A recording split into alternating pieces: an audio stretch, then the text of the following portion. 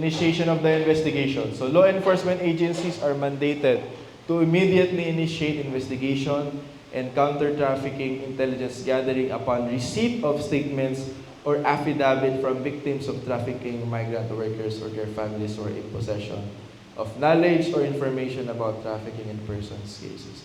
So I have to comment also your fellow law enforcers here in Zamboanga sa WCPD, no. Napakabilis nilang mag-draft ng affidavit of complaints. Took them 1 day or 2 days after interview, meron ng complaint, pinirmahan kaagad doon sa prosecutor's office for the proper filing of the case. So, sinong pwedeng mag-file? Since it's a public crime, anyone with personal knowledge, so yung police mismo pwede, trafficker person or victim, the traffic person or victim, yung parents, spouse, siblings, children, or legal guardian of the victim.